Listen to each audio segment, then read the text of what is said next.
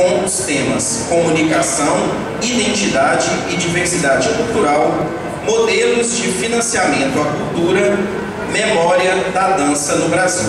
Então, com a palavra, José Oliveira Júnior.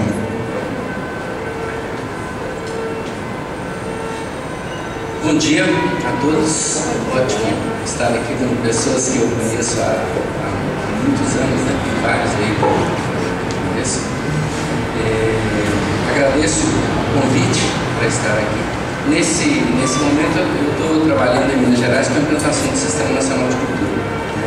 Um trabalho relativamente árduo num estado com mais de 800 municípios. Então, dentro do que a gente tinha ficado de conversar, eu trouxe uma discussão sobre a questão do sistema em particular. Eu vou dar uma passada rápida da importância de pensar como sistema e, principalmente,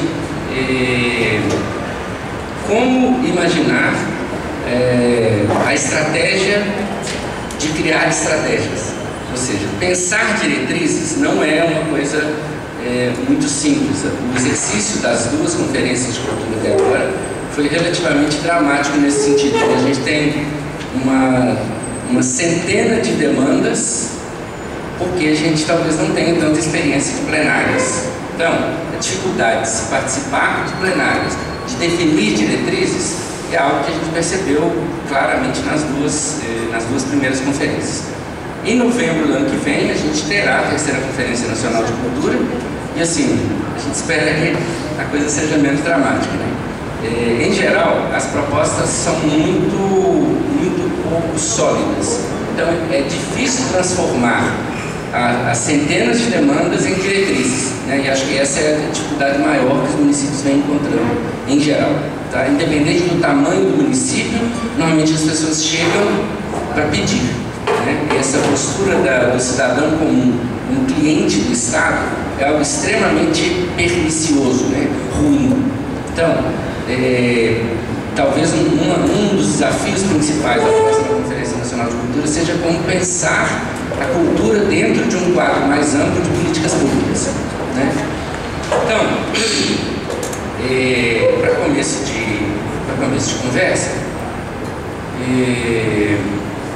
a ideia principal deste momento era pensar um sistema que fosse mais participativo e menos normativo. Né? Outras áreas também têm essa dificuldade, que já estão mais avançadas que nós, né? Já tem 20, 30 anos que estão nessa peleja. Mas todas elas passaram, de uma forma ou de outra, por essa dificuldade de lidar com a institucionalização. Né? Os planos são esse desejo de transformar em algo mais estável um monte de demandas soltas. Só que essa preocupação com as normas normalmente afasta o cidadão comum da participação e da definição dessas normas. Então, o ideal seria a gente trabalhar com essa perspectiva de mais participativo e menos normativo, no sentido que não existe um formato ideal, não existe um formato padrão. Né? Normalmente tem algum modelo de regimento, tem algum modelo de conselho, tem algum modelo disso. Os modelos servem para a gente pensar, ter ideias e só isso.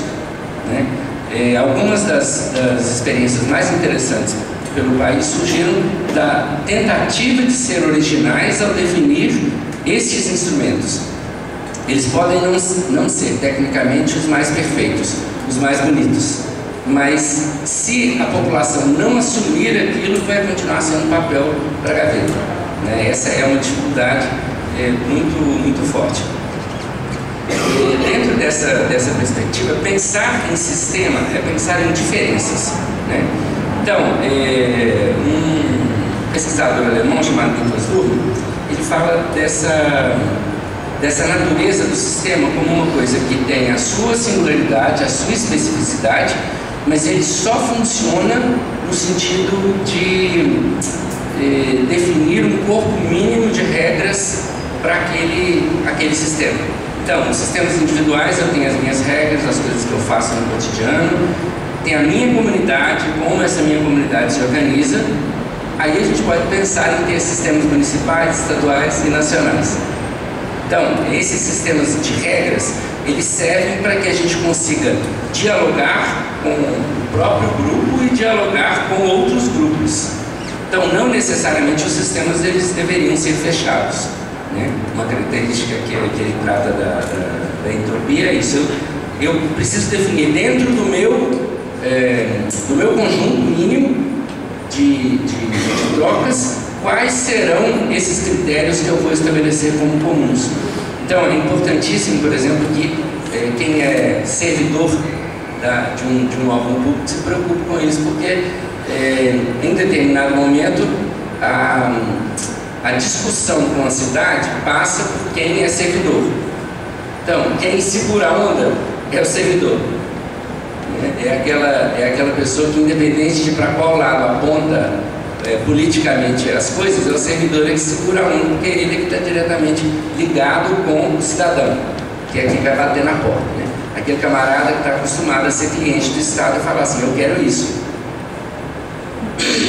Então, a gente tem 12 meses prorrogáveis por mais 12 meses para aperfeiçoar, para implantar o sistema, e depois 10 anos para aperfeiçoar esse sistema. O que significa isso? Por exemplo, Belo Horizonte vai assinar, ainda não assinou, vai assinar esses dias o Acordo de Cooperação Federativa. Então, Belo Horizonte terá 24 meses depois de assinado, ou seja, setembro de 2014, para ter o seu sistema municipal de cultura implantado. Os elementos de sistema que Belo Horizonte já tem, já são razoavelmente avançados, né? Depois eu vou fazer um comentário sobre como são aplicados os recursos aqui no município. Mas o que é mais importante é que nós teremos 2 anos para fazer alguma coisa bem feita, né?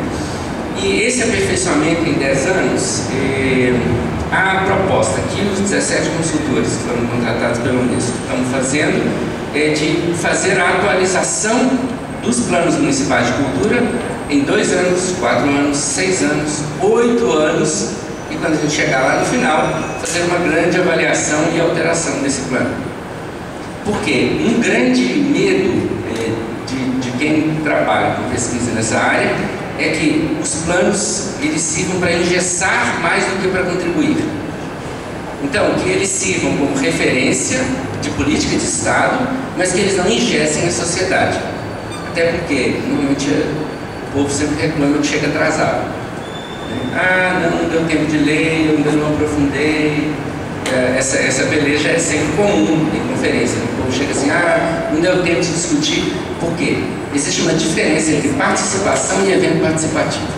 Drasticamente, o evento participativo tem regra, horário de começar, de acabar. E aí, eu precisaria de ter uma outra perspectiva, que é a de participação contínua. Porque no evento participativo, na bendita plenária, eu tenho muito pouco tempo para discutir.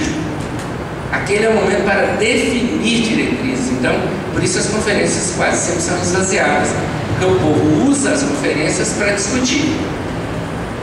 E eu não consigo fazer as duas coisas com pouco tempo. Imagina discutir uma cidade inteira em um dia, né? Foi a nossa situação, a nossa conferência teve a última teve 3 dias, 2 dias, né? E começou com 550 pessoas. Se a gente for pensar bem, 550 pessoas no universo de quase 3 milhões de habitantes é algo extremamente delicado de se falar, né? Se a gente, para isso, algumas estratégias que a gente vai comentar aqui talvez sejam importantes para a gente pensar essa questão do plano. Depois, o sistema, ele precisaria ter basicamente todos esses elementos aqui. Precisaria ter o órgão gestor de cultura, isso aqui de ficar sentado para não minha praia não. Precisaria ter o órgão gestor de cultura, que não independe do formato. Belo Horizonte já tem o Sistema Municipal de Cultura, a Lei Geral do Sistema nem começou a ser discutida ainda pelo corpo da Fundação. Nós temos os elementos soltos, mas não temos a principal coisa para ter o sistema, que é a Lei Geral do Sistema. Né? Essa é uma necessidade fundamental, né? Eu cheguei a colocar isso no início do ano para a Fundação. Precisa ter a conferência, Belo Horizonte já fez a conferência, então esse checklist aqui já foi. O Conselho, o Plano Municipal de Cultura e o Fundo. Dessas perspectivas aqui, nós não temos o Sistema Municipal de Cultura, a Lei Geral do Sistema, e ainda não temos o plano. Pronto. Essa discussão aqui para pensar o plano deve levar em consideração também todos os outros elementos. E o plano dele deve tocar em todos estes elementos. Enquanto a Lei Geral do Sistema é aquela que garante a institucionalização da coisa, o plano é aquele que define como que eu vou realizar tudo isso aqui.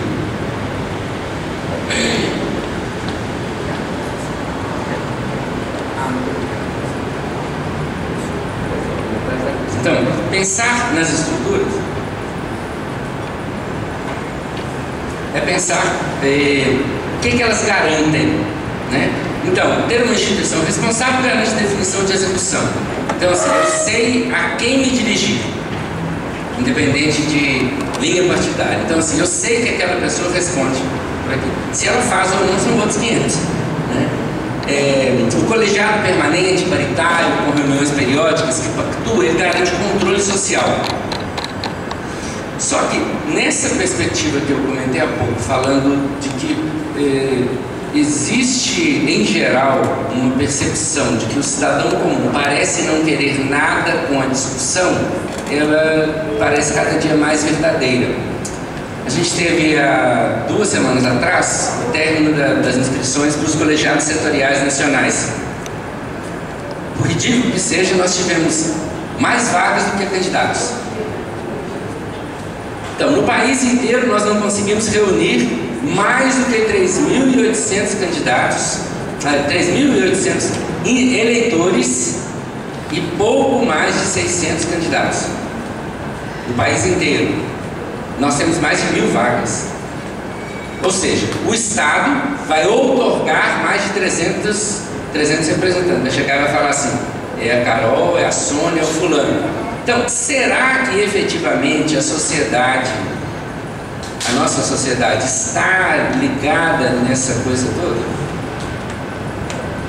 A gente talvez ainda esteja num processo bastante inicial. E esse resultado das inscrições para os colegiados setoriais me deixou profundamente transtornado, porque as inscrições eram até 4 de abril. Depois foram prorrogadas até 24 de junho.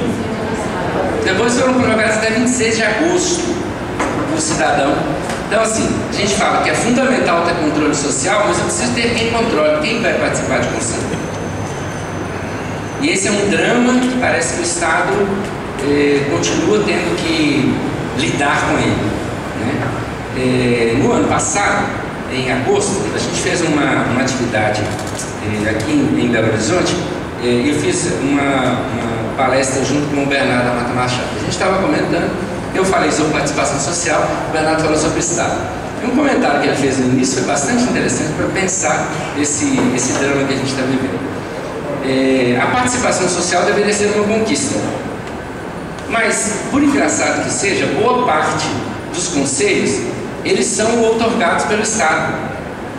Por exemplo, os conselhos municipais de patrimônio, por mais que a legislação do ICMS cultural seja interessante, a maioria dos conselhos municipais de patrimônio são uma lenda, porque tecnicamente existe dificuldade de encontrar gente para participar de conselho.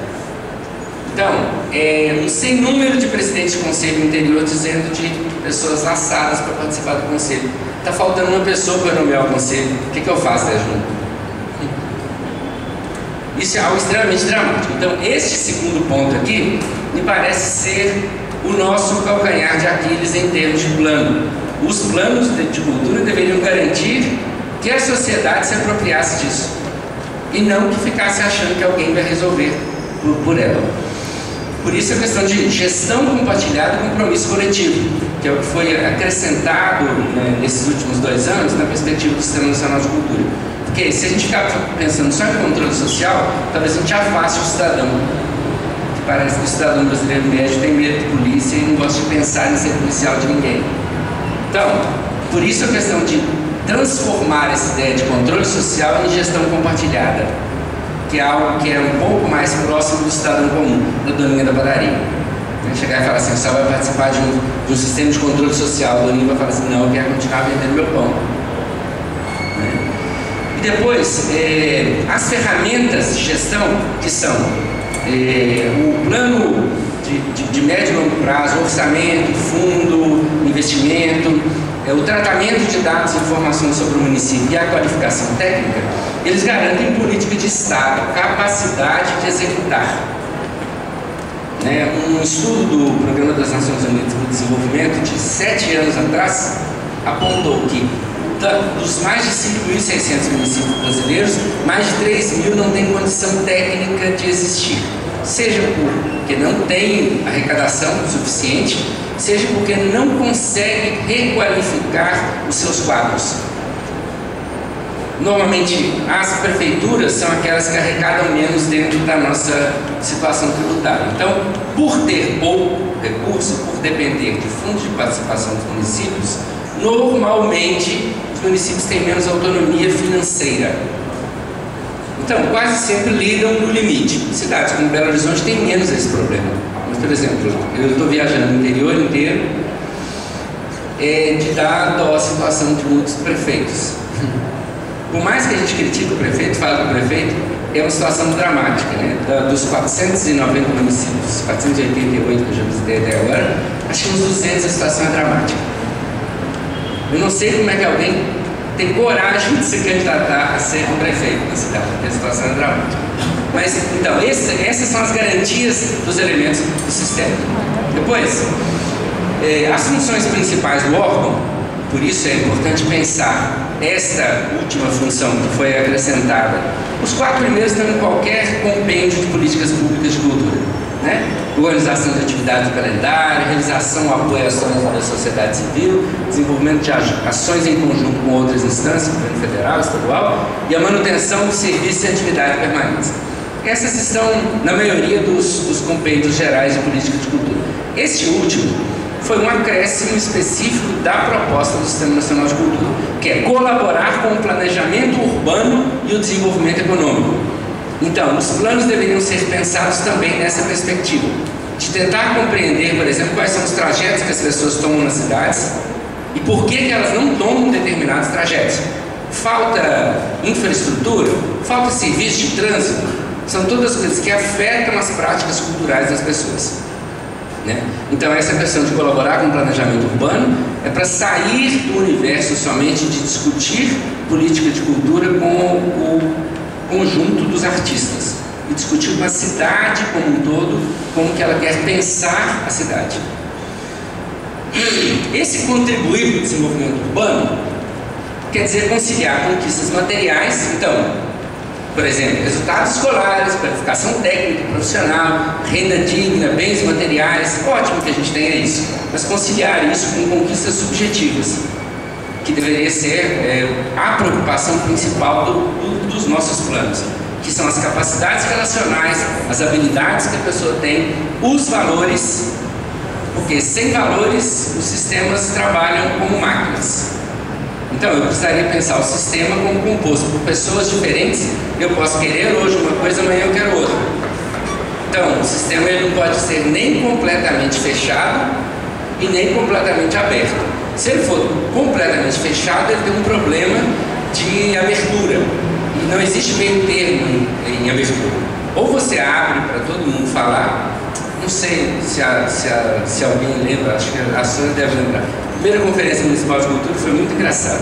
Eu tive lá em Granda Nova para ser facilitado no tema economia da cultura.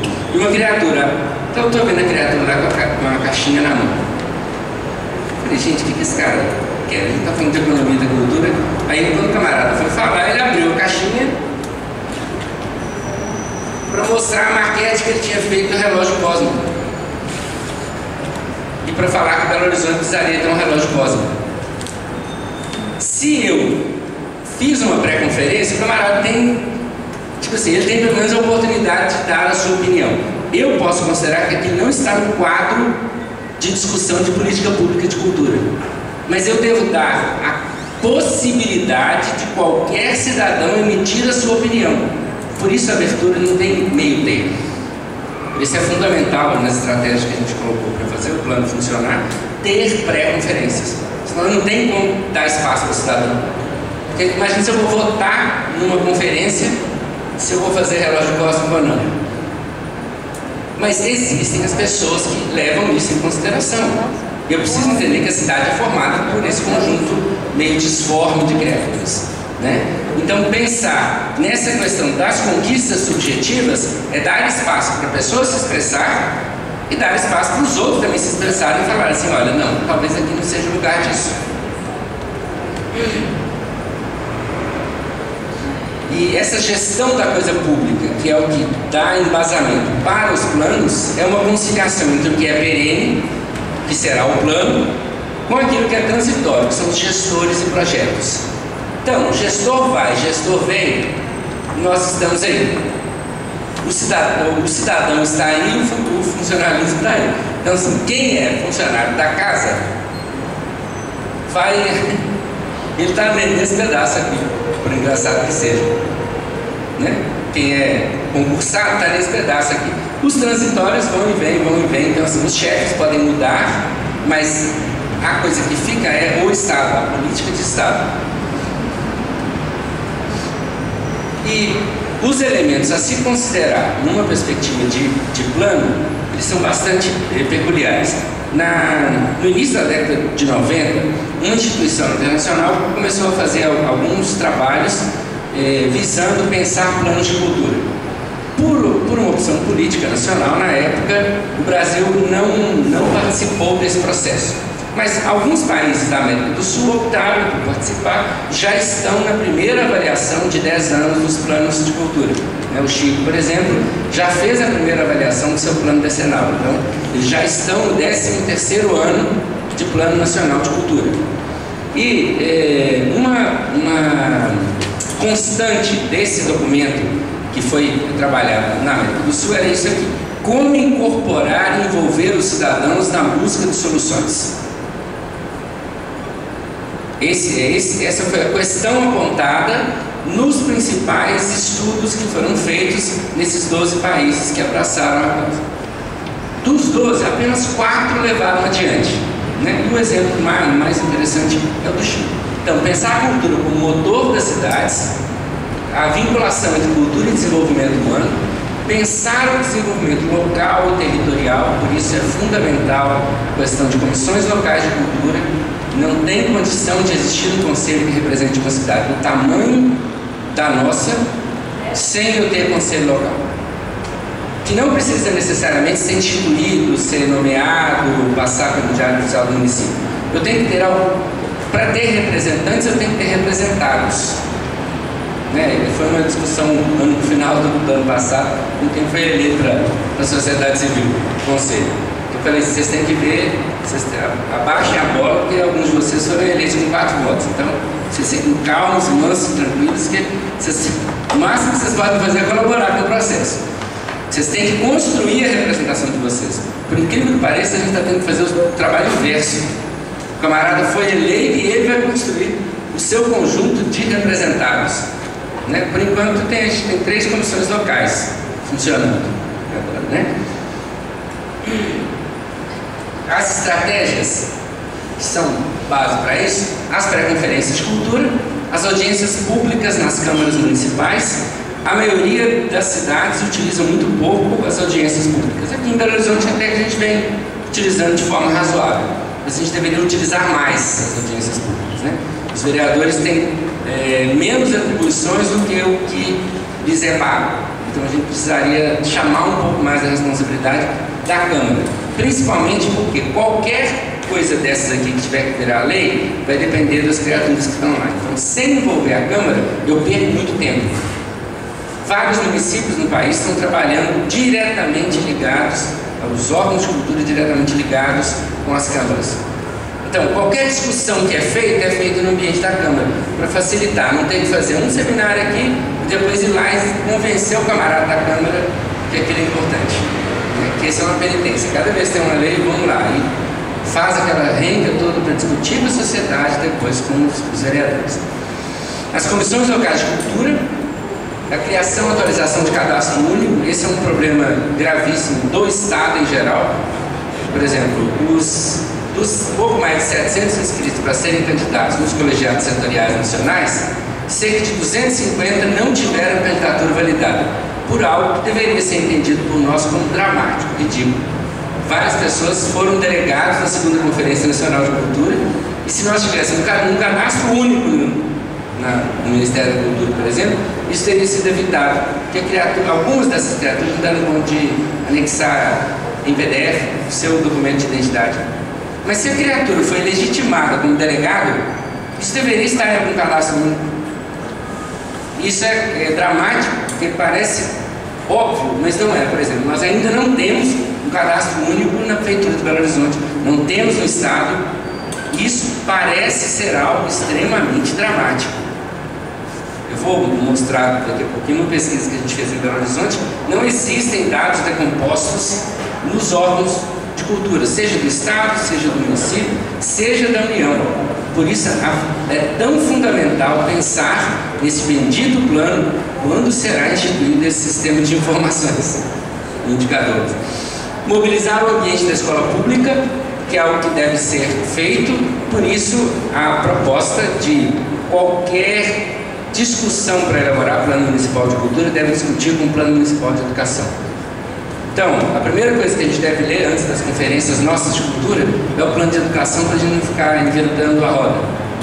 Né? Várias coisas já estão nos planos de educação. Isso é importantíssimo que a gente trabalhasse.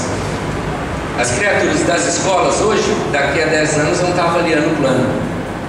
Então, em várias cidades, daqui de São Paulo, do Pará, que eu estou trabalhando também, eu pedi para chamar as crianças, né, para participar da parte da manhã. Aí o povo falou assim: o que você quer trazer criança?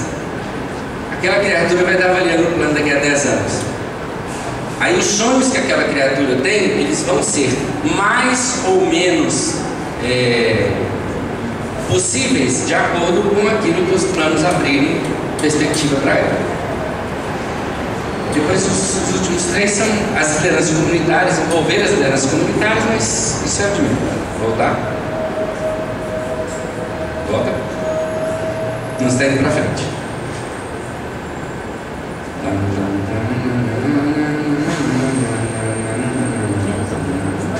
Isso.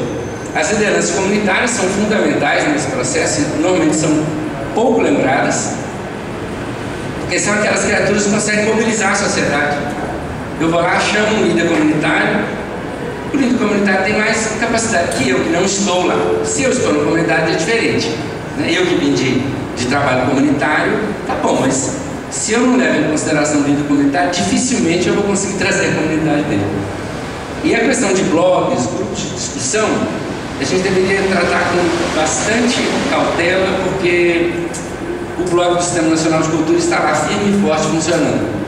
A quantidade de gente que não acessa, que não tem paciência para ler os documentos que estão postados ali é imensa.